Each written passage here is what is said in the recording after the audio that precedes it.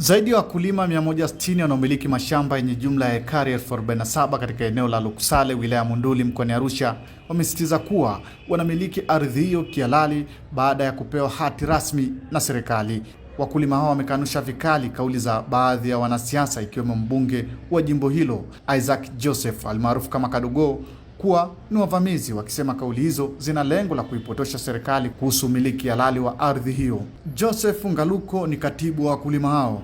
Ni katibu wa umoja wenye mashamba yaliyotwaliwa na serikali kutoka kwetu sisi wakulima na kupewa jeshi la wananchi.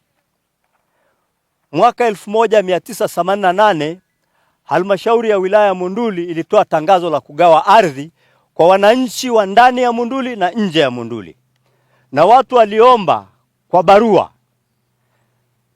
Mwaka 1990 kamati za ardhi zilikaa na kugawa ardhi hiyo watu walioomba, na kila aliyepewa aliarifiwa kwa kupewa taarifa ya kupewa shamba na kiasi alichopewa. Tumesafisha yale mashamba na tumekaa kwenye yale mashamba kwa miaka zaidi ya 10 tukiwa tunalima. Mwaka 2003 tukiwa shambani, tuliwaona wanajeshi wamekuja na mabango yaliyoandikwa hatari, usiingie eneo la mafunzo ya jeshi.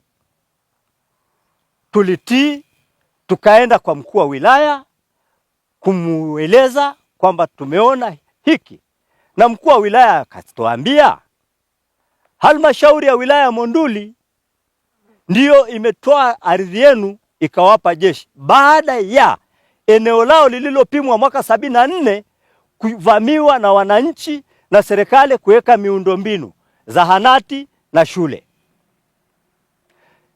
Mkuu wa wilaya akatuambia katika majumuisho ya kikao kilichokaa tarehe 26 mwezi wa 8 2003 iliyotoa ardhi hiyo, imesema itawapa ardhi mbadala au fidia. Kwa kipindi chote hicho cha miaka 23 tumekuwa tukifuatilia kupewa fidia. Mpaka leo hatujapata fidia. Mheshimiwa Rais, tunakuomba mama yetu utuangalie kwa jicho la huruma. Waziri Mkuu alifanya ziara katika wilaya ya Monduli tarehe 6 mwezi wa 3. Katika ziara hiyo aliifanyia mkutano Mtoambo.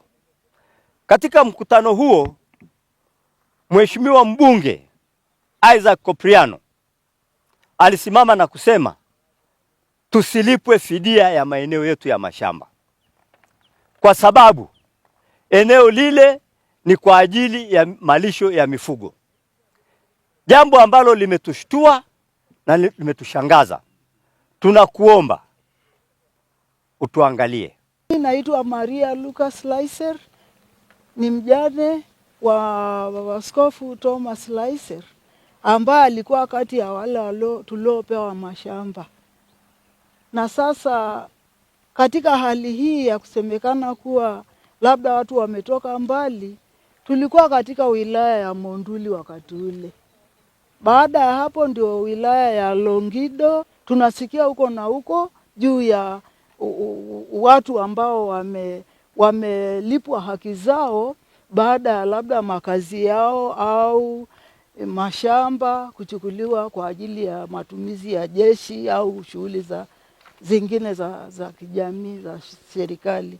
Kwa hiyo tunaomba sana mama, utuhurumie kwa kweli, kwa sababu tumechoka. Yaani tumemalizia kila kitu katika kufuatilia haya mambo. Hatuoni inafika mwisho. Tumeishiwa kabisa. Mimi naitwa Stella Joyce Kihedu, na shamba tulipata hati miliki, tulipewa na ardhi, lakini baada ya muda mdogo tukakuja kusimamishwa. Title yangu didi nilipata 1989. Mimi nilianza kupewa hiyo, lakini baadaye watu wa jeshi wakaja kuniambia nao wamepewa title deed 2004. Sasa wakaniambia nitoke kwenye shamba. Eneo langu lilikuwa na eka 400. Sehemu moja nilikuwa naweka mbuzi, ingine nilikuwa nalima dengu, maharage, nilikuwa nalima mpaka mahindi. Majina yangu naitwa Moses Loningo Kivuyo. Tumekuepo katika kusanyiko hili kwa sababu ya kauli tata ya mheshimiwa mbunge wa Monduli. Serikali ilichukua hatua zote za kukubali kuwalipa wananchi, kutulipa fidia zetu. Taratibu zote zimefanyika, kama unavyoona mabango yaliyoko hapa ni mabango tayari kwa ajili ya kulipwa. Tumefanyiwa valuation na kila kitu. Tulikuwa tunasubiri tuweze kulipwa, lakini kauli ya mheshimiwa mbunge aliyoitoa katika mkutano wa hadhara ilitushtua, ndio ilitusababisha tuje tukusanyike hapa kuweza kusema na mheshimiwa rais wetu, kupuuza maneno haya ya mheshimiwa mbunge ya kuipotosha serikali. Sisi ni Watanzania kama walivyo Wamasai na makabila mengine yote. Sisi sio wakimbizi. Labda pengine tungelikuwa ni wakimbizi, tumekuja tukavamia katika ardhi hii, labda hiyo kauli ingeweza kuwa na nguvu kwamba watu wasilipe kwa sababu si Watanzania. Sisi ni Watanzania, tunayo haki ya kuishi mahali popote na kushiriki shughuli zote za kijamii ndani ya nchi hii. Kwa hiyo tunamwomba mheshimiwa rais pamoja na waziri mkuu ambaye ndiye aliwasilishia hoja hiyo kwamba wapuuze kauli hizi za mheshimiwa mbunge wa Monduli ambaye amekuwa ni msumari wa moto. Hatujajua kwamba ana agenda gani kwenye swala hili la sisi kulipwa, au atapungukiwa na jambo gani sisi tukilipwa. Manake ardhi itaendelea kubaki kwa ya jeshi watu wakilipwa. Nilifikiri kwamba kama ni mbunge ambaye alikuwa anataka kuwakilisha watu wake, yeye angeomba kwamba bwana watakawapo walipo watu hawa tuendelee kupewa, tuendelee kufanyaje, kufuga ng'ombe huku, lakini sio kusema kwamba watu hawa wasilipwe. Asitugombanishe sisi na serikali yetu tukufu, asitugombanishe na jeshi letu la wananchi wa Tanzania. Jeshi letu lipo kwa ajili ya kutulinda sisi tu. Usalama tulionao sasa hivi ni kwa sababu tunavyo vyombo vya ulinzi na usalama katika nchi hii. Naitwa Joseph Labarani Lukumai. Nimeshakuwa diwani wa Monduli kwa kipindi cha miaka 10. Niseme kwamba eneo hilo la jeshi wanaloliita la jeshi tumepewa kihalali. Baada ya kupewa kihalali kulima miaka 10,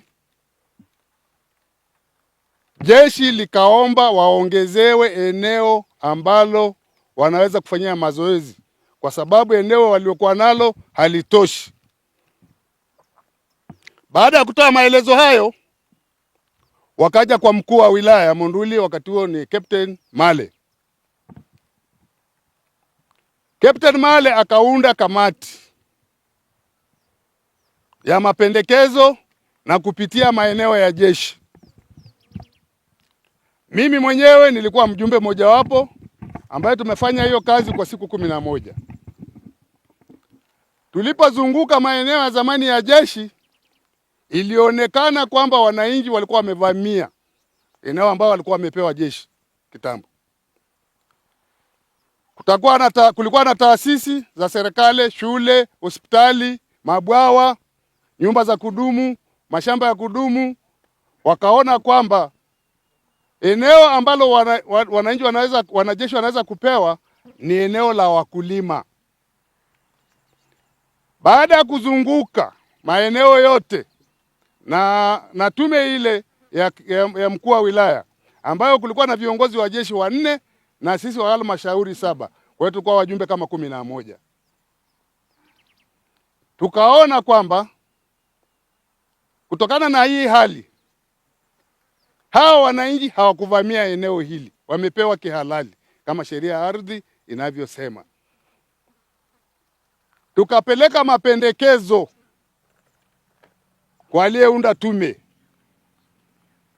Baada ya kupeleka mapendekezo ambayo tulikubaliana wote kwa pamoja kwamba walipwe fidia au wapewe na mashamba mbadala.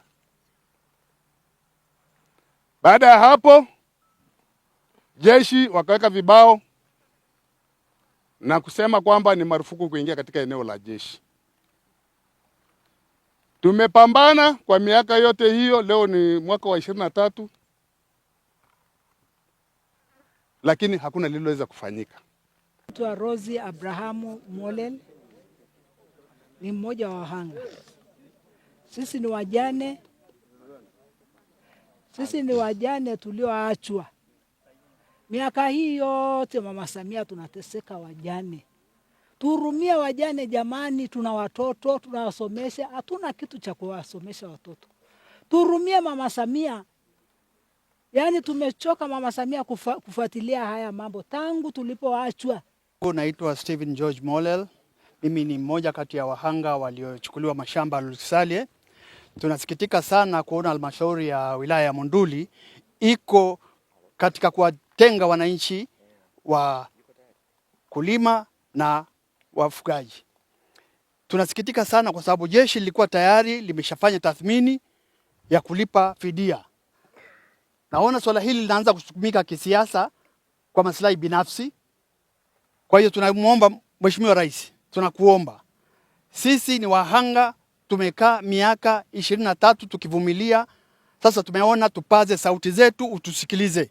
Hata hivyo, mbunge wa jimbo hilo la Monduli Isaac Joseph maarufu kama Kadogo amekanusha tuhuma hizo za kuipotosha serikali. Amesema amesimamia maamuzi ya viongozi waliomtangulia kwenye eneo hilo lililotengwa kwa ajili ya malisho na mazoezi ya kijeshi, na kueleza kuwa ana mashaka na uhalali wa hati walizonazo wakulima hao. Mimi sijui kama kuna tathmini yote iliyofanyika, kwa sababu hakuna tathmini yote ililetwa kwenye ofisi ya mbunge au mimi nikiwa mwenyekiti wa halmashauri kipindi chote hicho miaka 15 sijui kuona hiyo tathmini imeletwa kwenye ofisi yangu. Na nilipokuwa mbunge sijaona tathmini hiyo. Kwa hiyo kama kuna tathmini, wao tathmini hiyo ni ya kwao, mimi sijui. Mimi ninachojua nimehasisi kutoka kwa hayati Edward Moringe Sokoine, alilitoa hiyo eneo akaondoa. Hivyo hebu nikwambie kitu kimoja.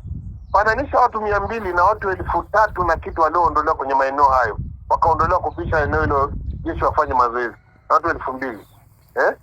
Alafu uangalie kuna watu wengi walioondolewa kwenye maeneo hayo na hawajapata fidia. Sasa fidia inalengaje watu wachache kama sio ulaghai? Fidia inatakiwa kama ni fidia uende ukafanye tathmini ya wananchi wote waliokuwa tangu mwaka 78 77 walikuwa ni wananchi wangapi. Alafu ukifanya hivyo unakuja mbele, unakuja miaka hiyo ya 98 unaangalia wananchi walioondolewa ni wangapi hapo. Kishaangalia ni wananchi wangapi ndio unakuja kwenye hatua ya pili ya fidia. Kwa hiyo fidia inaweza kutengenezwa tu na mtu yoyote. Eneo lilitwaliwa na Sokoine ndo hilo, hakuna lingine, ni eneo moja. Kauli yangu ni watu waliowapa haki ambayo sio stahiki wakatafutwe, washughulikiwe kwa mujibu wa sheria. Lakini eneo hilo lilitengwa kwa ajili ya mafunzo ya kijeshi na malisho ya mifugo. Full stop. Ndio ilivyo.